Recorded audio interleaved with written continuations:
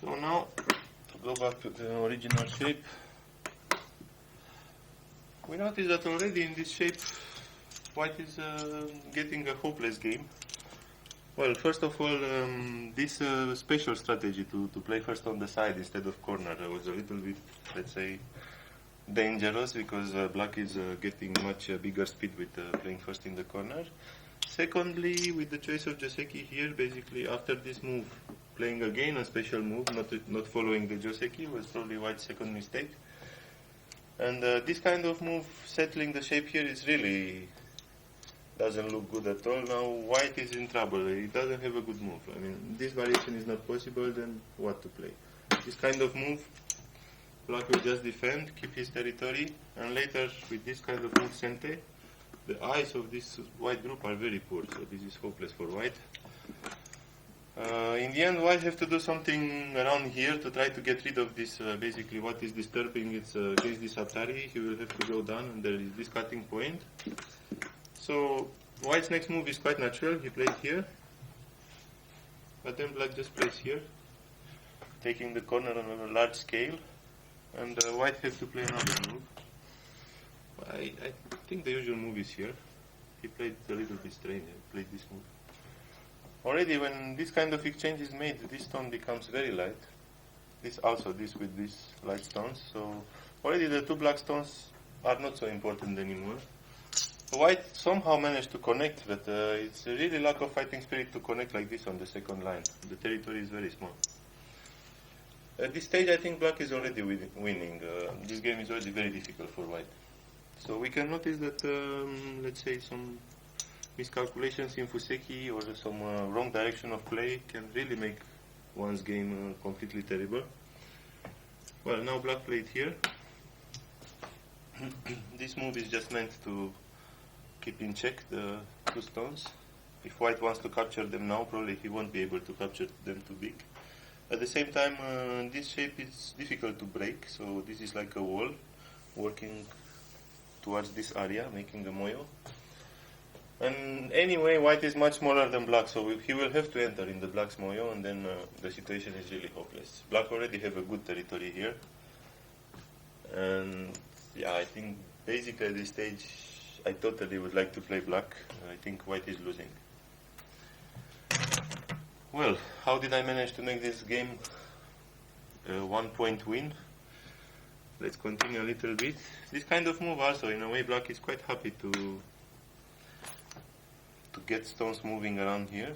It's building influence again. But the cut was a very resourceful move.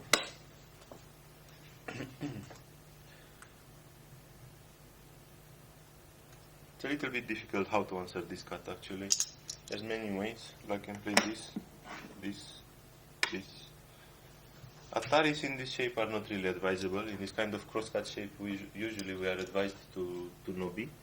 And now basically Nobi means which of these two stones we believe is more important. If this stone is more important, we play here and go for big moyo. If this stone is more important, basically if we don't want to give white territory around here, then we can Nobi like this. In the real game I choose this because there's also a cutting point here. And white comes again with another resourceful move, pushing here. He really hopes that black cuts. It's really tempting to play in this way, but after white hunting here, the problem is, okay, black will probably be able to capture these two stones, but the thickness white can make around here in Sente is quite worrisome. This moyo will become very big. This is something I didn't like in the real game. So, in this shape, I played very calmly Nobi here. White has to come back at some point, and then black turns. This is also quite satisfactory for black. White plays another move, but black is unconcerned about the stone in the center, which is the right decision to take. Just sacrificing this stone is a really easy win for black. What really happened here, white managed to capture finally this stone, so to break the line that black was building here.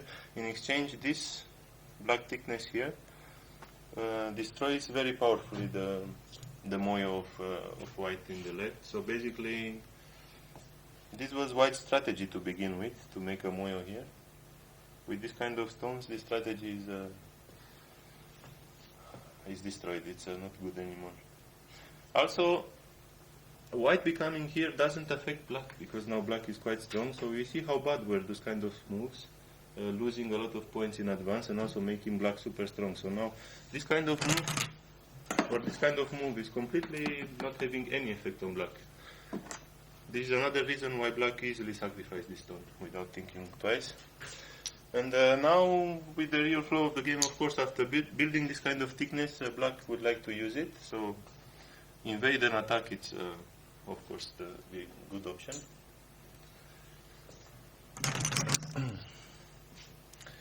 What happens here, if white defends this side, then black wants to enclose the corner, and this stone now is quite lonely. If white do something in the corner, black wants to take center and come back to this invasion, which also makes this stone weak. So now things are quite tough for white, I think. If I would play, what would I play? Probably I would just take some territory, defend this weakness here, and let black do whatever he wants in this side. This is quite painful shape, but at least I think like this white have a better chance to win the game. Well, in the real game he played another normal Fuseki, which is starting with this kind of move.